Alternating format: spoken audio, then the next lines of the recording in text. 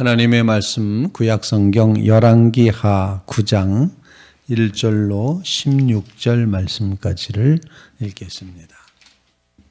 구약성경 열왕기하 9장 1절로 16절 말씀 교독하고 마지막 절 함께 읽습니다. 선지자 엘리사가 선지자의 제자 중 하나를 불러 이르되 너는 허리를 동이고 이 기름병을 손에 가지고 길르앗 라못으로 가라. 거기에 이르거든 남치의 손자 여호사밧의 아들 예후를 찾아 들어가서 그의 형제 중에서 일어나게 하고 그를 데리고 골방으로 들어가 기름병을 가지고 그의 머리에 부으며 이르기를 여호와의 말씀이 내가 네게 기름을 부어 이스라엘 왕으로 삼노라 하셨느니라 하고 곧 문을 열고 도망하되 지체하지 말지니라 하니 그 청년 곧 그 선지자의 청년이 길르앗 라못으로 가니라. 그가 이르러 보니 군대 장관들이 앉아 있는지라 소년이 이르되 장관이여 내가 당신에게 할 말이 있나이다. 예후가 이르되 우리 모든 사람 중에 누구에게 하려느냐 하니 이르되 장관이여 당신에게 니이다 하는지라. 예후가 일어나 집으로 들어가니 청년이 그의 머리에 기름을 부으며 그에게 이르되 이스라엘 하나님 여호와의 말씀이 내가 내게 기름을 부어 여호와의 백성 곧 이스라엘의 왕으로 삼노니 너는 네 주 아합의 집을 치라. 내가 나의 종 곧 선지자들의 피와 여호와의 종들의 피를 이세벨에게 갚아주리라. 아합의 온 집이 멸망하리니 이스라엘 중에 매인자나 노인자나 아합에게 속한 모든 남자는 내가 다 멸절하되 아합의 집을 느바세 아들 여로보암의 집과 같게 하며 또 아히야의 아들 바하사의 집과 같게 할지라. 이스라엘 지방에서 개들이 이세벨을 먹으니 그를 장사할 사람이 없으리라 하셨느니라 하고 곧 문을 열고 도망하니라. 예후가 나와서 그의 주인의 신복들에게 이르니 한 사람이 그에게 묻되 평안하냐. 그 미친 자가 무슨 까닭으로 그대에게 왔더냐. 대답하되 그대들이 그 사람과 그가 말한 것을 알리라 하더라. 무리가 이르되 당치 아니한 말이라 청하건대 그대는 우리에게 이르라 하니 대답하되 그가 이리 내게 말하여 이르기를 여호와의 말씀이 내가 내게 기름을 부어 이스라엘 왕으로 삼는다 하셨다 하더라 하는지라. 무리가 각각 자기의 옷을 급히 가져다가 섬돌 위 곧 예후의 밑에 깔고 나팔을 불며 이르되 예후는 왕이라 하니라. 이에 nim시의 손자 여호사밧의 아들 예후가 요람을 배반하였으니 곧 요람이 온 이스라엘과 더불어 아람의 왕 하사엘과 맞서서 길르앗 라못을 지키다가 아람의 왕 하사엘과 더불어 싸울 때 아람 사람에게 부상한 것을 치료하려 하여 이스라엘로 돌아왔던 때라. 예후가 이르되 너희 뜻에 합당하거든 한 사람이라도 이 성에서 도망하여 이스라엘에 알리러 가지 못하게 하라 하니라. 예후가 병거를 타고 이스라엘로 가니 요람 왕이 거기서 누워 있었음이라. 유다의 왕 아하시야는 요람을 보러 내려왔더라. 살아계신 하나님의 말씀입니다. 오늘 본문 말씀은 선지자 엘리사가 자신의 생도 젊은 선지자로 하여금 젊은 생도로 하여금 길르앗 라못이라는 곳으로 가서 nim시의 아들 예후에게 기름을 부어 이스라엘 왕으로 삼으라라는 그렇게 해서 그 일이 벌어지는 것으로 오늘 본문이 기록을 하고 있습니다. 앞서서 열왕기 상의 말씀 가운데 보면은 이제 뭐라고 하나님께서 엘리야에게 어떤 말씀을 주셨었는가 하니 이제 엘리야가 호렙산까지 갔던 그 지점에 하나님께서는 여호와께서 엘리야에게 이르시되 너는 내 길을 돌이켜 광야를 통하여 다메섹에 가서 이르거든 하사엘에게 기름을 부어 아람 왕이 되게 하고 너는 또 님시의 아들 예후에게 기름을 부어 이스라엘 왕이 되게 하고 또 아벨 무홀라 사밧의 아들 엘리사에게 기름을 부어 너를 대신하여 선지자가 되게 하라. 엘리야에게 주셨던 사명이 하사엘을 기름 부어 아람 왕으로 삼는 것, 님시의 아들 예후를 기름 부어 이스라엘 왕으로 삼는 것, 그리고 엘리사를 선지자로 삼는 것, 기름 붓는 세 가지 사건을 하나님께서 엘리야에게 맡기셨습니다. 그러면서 그 다음 구절 엘리야의 때에 이렇게 말하기를 하사엘의 칼을 피하는 자는 예후가 죽일 것이요 예후의 칼을 피하는 자는 엘리사가 죽으리라.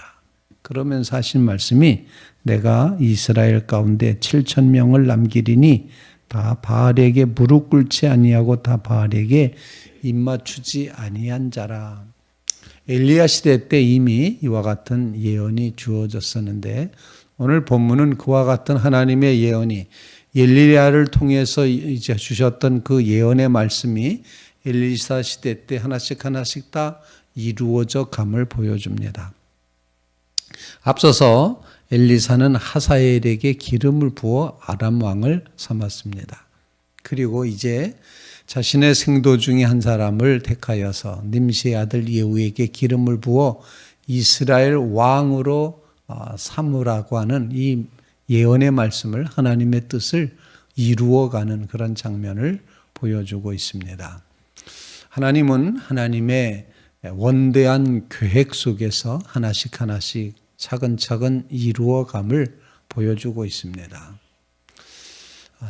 젊은 생도라고 표현을 하고 있습니다. 너는 내가 주는 이 기름병을 들고 가서 길르앗 라못에 있는 이제 예후를 찾아라. 그리고 예후에게 기름을 부어라.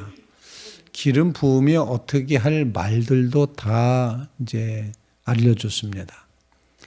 하나님께서 너에게 기름을 부어 이스라엘 왕이 되게 하신다. 이렇게 말하고 그리고는 예후가 해야 될 사명을 쭉 말합니다. 즉 아합 왕가를 멸절시켜야 될 사명이 있다라는 것을 말합니다. 그렇게 말하고 그 말이 끝난 다음에 너는 빨리 도망쳐 나와라.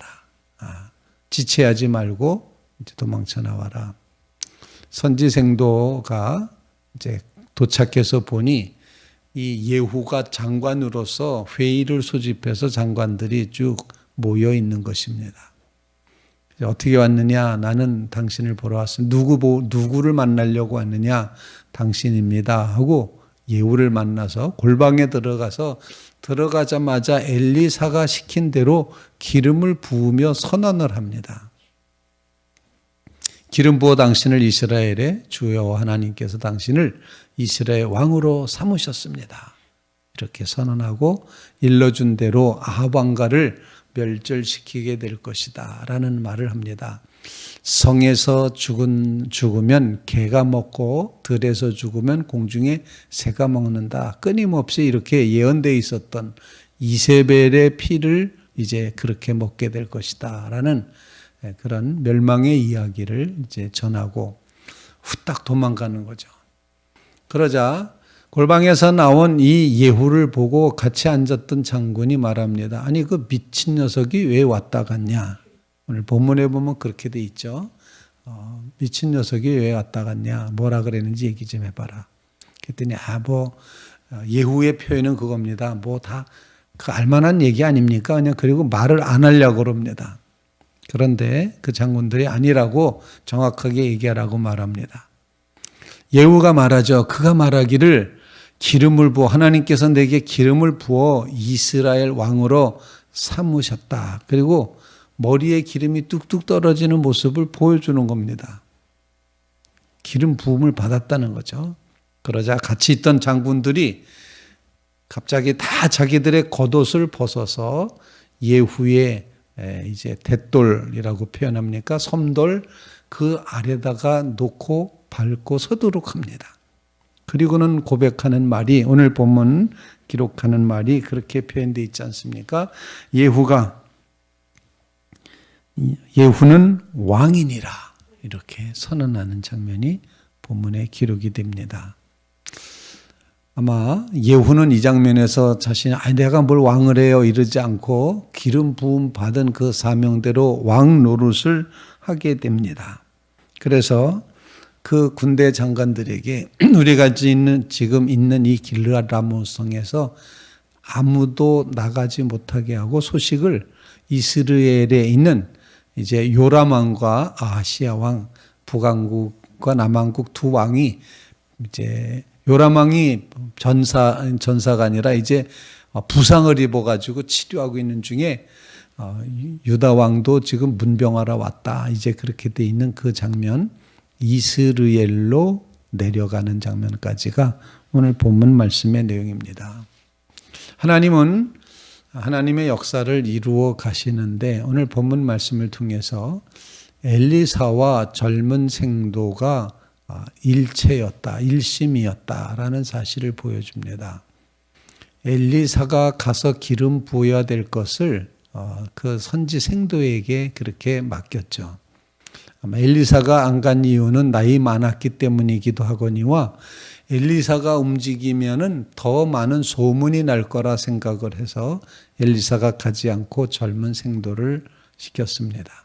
여기서 하나님의 역사를 이루어 가기 위한 믿음으로 서 있는 선지 생도들은 일심동체 하나의 공동체처럼 한 가지로 움직였다라는 사실을 보여주고 있습니다.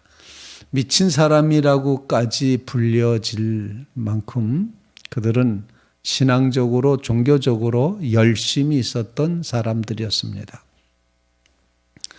이렇게 믿지 않는 사람들은 믿는 사람에 대해서 조금 그렇게 평가할 때가 있습니다. 미쳤다고 그렇게 표현하기가 쉽습니다. 심지어는 예수님을 향하여서도 미쳤다 그렇게 말했고 귀신 들렸다 이렇게 이제 말한 적이 있었습니다. 그리고 세례 요한 보고도 귀신 들렸다, 미쳤다 이렇게 말하고 사도 바울을 향해서는 너는 너무 많이 공부해서 너 미쳤구나 이렇게 또 말합니다. 이렇게 미친 듯이 보이는 신앙의 열정을 가지고 있었던 선지자 생도는 한 마음이었다. 엘리사가 가나 엘리사의 생도가 가나 효과가 똑같았다라는 사실을 묵상하면서 하나님은 이렇게 공동체로서 일하신다는 것을 이제 고백하게 됩니다. 즉 우리가 예수님을 믿기 때문에 예수님이 가셔야 될 곳에 여러분이 지금 가 계신 것입니다. 예수님과 우리가 하나이기 때문이다. 이처럼 오늘 새벽에는 첫 번째로 우리가 고백하는 것은 주님과 우리가 하나이 되었다는 사실을 기억하면서 우리가 가 있는 곳이 곧 그리스도가 가 계신 곳이 되는 이런 삶의 원리를 가지고 살아가게 하옵소서. 여러분 모두 다 예수 그리스도의 사신으로서 예수 그리스도의 편지로서 예수 그리스도의 향기로서 이 땅에 보냄을 받은 것이다.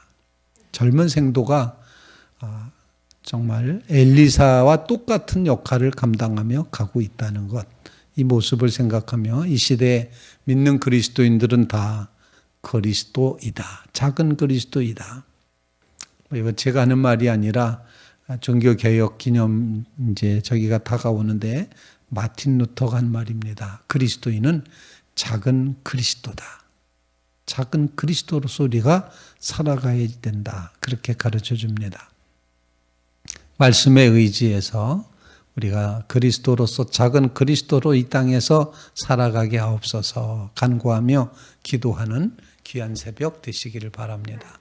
두 번째로 오늘 본문 말씀에 이 예후의 입장에서 가만히 보면은 예후도 어느 정도 하나님께서 나를 지도자로 이스라엘 왕으로 세우실 것을 짐작하고 있었던 것 같습니다.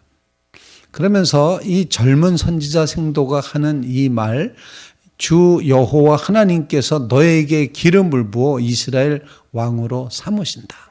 이렇게 선언합니다. 예후가 왕 되는 것은 되고 싶어서 되는 것이 아니라 하나님께서 세우셨다는 겁니다. 그러므로 앞으로 이 예후는 자신이 이스라엘의 왕 노릇을 해갈 때 항상 기억해야 될 것이 무엇이냐면은 하나님이 나를 세우셨다. 이것을 꼭 기억하며 모든 일을 이루어 갔어야 된다는 겁니다. 하나님이 세우셨다. 이 사실, 이것이 바로 예후가 가져야 될 신앙적인 자세이기도 하고 그의 사명이기도 했다라고 생각합니다. 하나님이 세우셨습니다. 하나님 앞에 불리움을 받았습니다. 하나님 앞에 뽑혀졌습니다. 하나님이 그를 택하셔서 이스라엘의 왕으로 삼으셨습니다. 하나님이 하셨습니다. 이 고백, 하나님이 하셨다는 신앙 고백으로 우리의 삶도 그렇게 그런 고백의 기도를 드리며 오늘 하루를 지날 수 있기를 바랍니다. 하나님께서 이루셨습니다. 하나님이 하셨습니다. 우리 좋은 신앙 고백 중에 하나가 하나님이 하셨습니다. 이 신앙 고백입니다. 하나님이 하셨기 때문에 감사하고 하나님이 하셨기 때문에 은혜입니다. 여러분 이 고백을 간직하며 오늘 하루 하나님의 은혜를 고백하고 하나님의 하셨다는 이 고백 속에 감사함으로 가득 채워지는 귀한 하루의 삶이 되시기를 간절히 바랍니다. 세 번째 기도 제목은 그겁니다. 이제 예후에게 맡겨진 사명을 감당해야지 된다는 것입니다. 그 사명은 무엇이었는가 하면은 아합 왕가인 이세벨을 제거하는 거였습니다. 아합의 별궁인 이스라엘에 이제 가 있었던 요람 왕을 처치하는 것입니다. 그러니까 내일 새벽에 읽게 되겠지만 예후는 요람 왕을 처치하도록 그렇게 되어 있습니다. 거기에 이유가 있습니다. 왜 아합 왕가를 이제 이렇게 멸절시켜야 되는가라는 그런 이유를 거기서 말씀하고 있는데 뭐라고 표현을 하고 있는 거 아니? 오늘 본문 말씀에 보면은 이스라엘 하나님 여호와의 말씀이 내가 네게 기름을 부어 여호와의 백성 곧 이스라엘의 왕으로 삼노니 너는 내 주 아합의 집을 치라 내가 나의 종 곧 선지자들의 피와 여호와의 종들의 피를 이세벨에게 갚아주리라. 이 말씀은 무슨 말씀인가 하니 하나님께서는 우상 숭배했던 아합 왕가가 하나님의 선지자들을 죽였다는 겁니다. 이세벨이 수많은 그런 선지자들을 여호와의 선지자들을 죽였습니다. 그리고 나머지는 다 동굴로 쫓아냈습니다. 7,000명이나 있다고 하지 않았습니까? 바로 그와 같이 했던 이세벨의 그 박해와 신앙자를 박해 여호와 신앙을 박해했던 이 모든 것들에 대해서 하나님이 심판하시고 하나님이 갚으신다는 그런 사실을 예후의 사명으로 주셨던 것입니다. 본문에는 우상 숭배 이야기보다도 이 선지자를 죽인 죄를 더 크게 생각을 해서 핏값을 받겠다, 핏값을 물게 하겠다 이렇게 표현을 하고 있습니다. 그래서 이 말씀을 읽으면서 마음속에 하나님은 선지자의 핏값에 대해서 외면하지 않으신다. 하나님의 백성 여호와를 섬기는 믿음의 백성들의 고난과 희생과 죽음을 그냥 외면하지 않으신다. 하나님은 반드시 물으신다, 책임지게 하신다, 보복하신다, 갚아주신다, 기억하신다. 이런 사실을 깨닫게 됩니다. 하나님이 나의 희생을 알아주지 않으실까? 나의 이 하나님을 향하여 섬기는 나의 이 엄청난 섬김을 하나님이 외면하실까? 절대로 그렇지 않다는 겁니다.